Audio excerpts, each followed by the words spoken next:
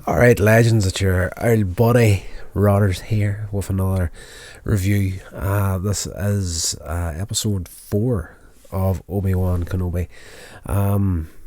Yes, in the last one we had that showdown between Obi-Wan and Darth Vader, where Obi-Wan very swiftly got his backside handed to him. What Vader did was beyond what I was expecting him to do. It was just, I knew he was coming for vengeance. He was going to take it out in Obi-Wan in a major way, but the brutality and the way they did it was not expected to be as bad as it was, and it was just like so good. But in this episode, I was kind of thinking, alright, this episode here, now bearing in mind there's only 6 episodes to this series, and seeing what they've done with it so far, I kind of feel like they could have stretched this series out a little bit further. And I do believe at the last I checked, they've actually greenlit a season 2 for Obi-Wan, and but the potential there is unreal. But you know, if they stretched this series out a little bit further, this would have been for me, in my mind, this episode would have been the one where Obi-Wan's licking his wounds and, you know, realising how much he's slipped in the 10-year period between Revenge of the Sith and this series. And this would have been the episode where I would have thought Qui-Gon's Force Ghost would have made an appearance. But that's just me. That's not what happened. But I will say right now, if we do not get Qui-Gon, Liam Neeson himself, if he does not make an appearance in the final episode of this series, I'm going to be gutted. But it is what it is. But in this episode, we very swiftly see that Leia has been captured by the third sister.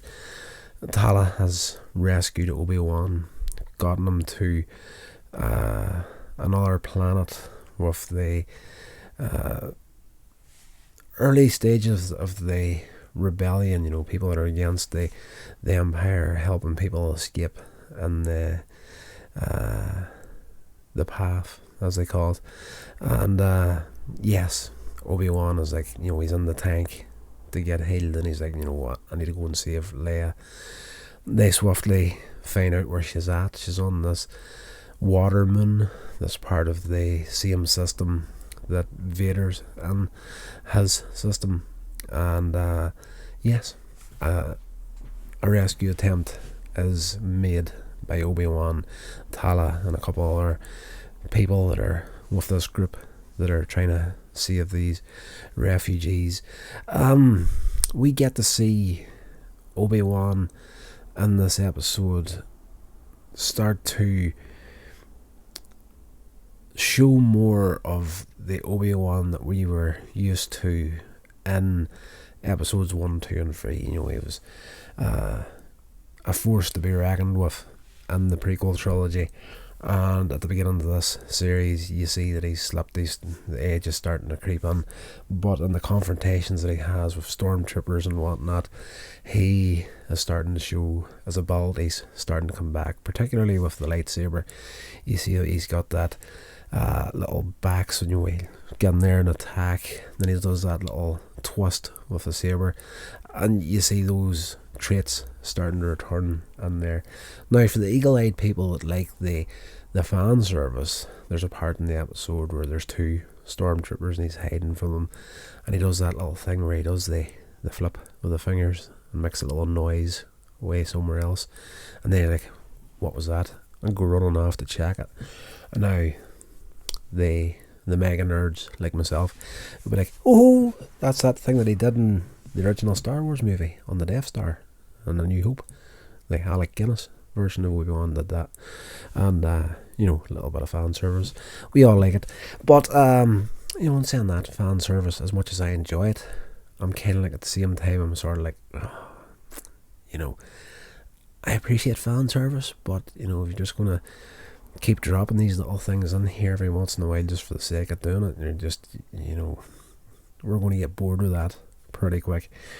But yes, third sister has Leia. She's questioning her, trying to figure out where Obi-Wan's at, along with these people that are helping them. And she's like, there's been safe houses that have been found in other parts of the galaxy, and trying to get as much information as she can. And Leia, being Leia, isn't going to break easily. She's that little girl that plays Leia in the series is absolutely fantastic. Such good casting right there. And part of me is fairly gutted that Carrie Fisher wasn't still alive to witness this version of Princess Leia. I think she would really have appreciated it. But yes, the third sister decides at one point to torment Leia to get the information out of her. And you can see, for me, in this episode, and I have watched the next episode, so I do know where it's going, but what did strike me at this part of the episode is whenever she makes a decision to put Leia into this chair and torment her, there is a little bit of remorse there, and she does say to Leia, like, you've brought this on yourself.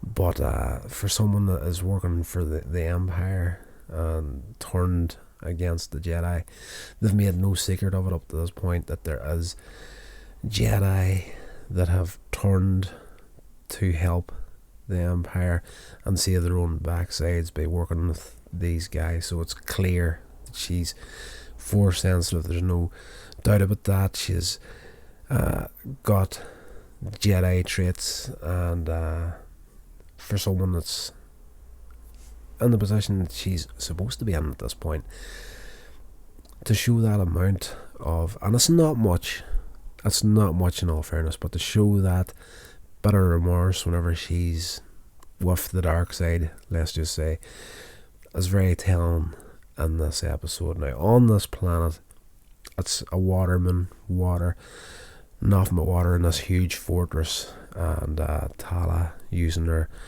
Imperial clearance, gets Obi-Wan in there. To cut a long story short, he gets in and checks it out. Nobody knows it's in this place at all, especially in the lower levels, and he makes the startling discovery that it's actually a tomb.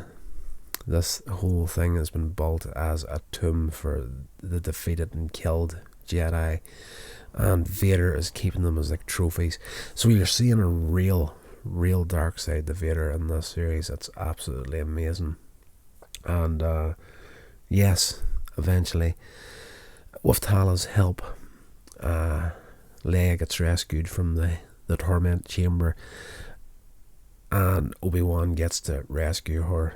And while escaping, we get to see him really struggling to use the Force. Like, they're underwater, on an underwater level. There's a fight with the stormtroopers coming in, and Obi-Wan's using his lightsaber to deflect shots from the stormtroopers, and he cracks a window that's under the pressure of the ocean, essentially. So at one point he's there using the Force with one hand to try and keep this window from breaking and drowning himself and Leia, and fighting off stormtroopers with the other hand with the lightsaber.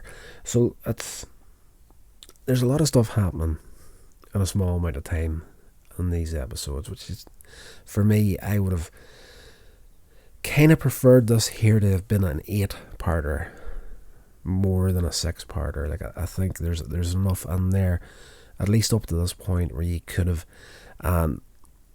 stretched it out a little bit further. And I know I have used that as a bad thing for some of these recent shows. If you're listening to Sceam Me Up Botty, the Star Trek podcast, I have been saying that about new Star Trek as far as the shows go.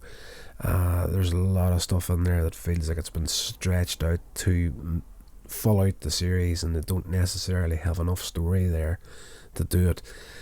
It's the mirror image for me and Obi-Wan. I think there's enough there that they could have stretched this to at least 8 episodes. But they do eventually manage to escape. By the end of the episode, we get to see some of and forgive me, the name of the ships is escaping me right now, but I'm just going to call them snow speeders, because that's what I grew up knowing them as in The Empire Strikes Back. Whenever the AT-ATs are attacking the rebel base, and they use the snow speeders, is what we called them back in the day, to tie up the feet. There's 2 of them turn up to rescue Obi-Wan, Leia and Tala, and get them off the planet. And at the end of the episode, we get another look at Vader, who turns up angry that he's managed to escape and managed to rescue Leia as well, and he's going to take it out on the third sister, and he force chokes her. That's not the first time he's done it in this series, but lifts her off the ground, force choking her in classic Vader style, and she's struggling for breath, but he releases her enough for her to tell him that she put a tracker onto the ship along with Obi-Wan, and wherever he goes, the tracker will go with him. And the tracker is in the little droid that Leia has, and I can't believe I haven't seen it before now, but this little droid that flies about, her little pet droid essentially, battery's not included. Looks like it's been pulled straight out of that movie. So yes, class. So at the end of the episode, Obi-Wan returns back to the base with Leia in tow, and Vader is, for now, satisfied that he has underestimated the third sister, and just knowing where this is going to go in the next episode. Don't want to ruin it for you in this one, but the show is absolutely fantastic. If you haven't checked out Obi-Wan Kenobi yet, you need to do it as soon as possible. I'm absolutely loving it. This is the first show that I have watched in a while now where the rewatchability factor for me is through the roof. It's only between this and the latest season of Stranger Things that I have actually been binging back and forth on. You know, you watch an episode and like maybe a day later you'll check out the same episode again. Fantastic. But anyway, that's going to do it for this episode, guys. Hope you enjoyed it, and I will talk to you in the next one.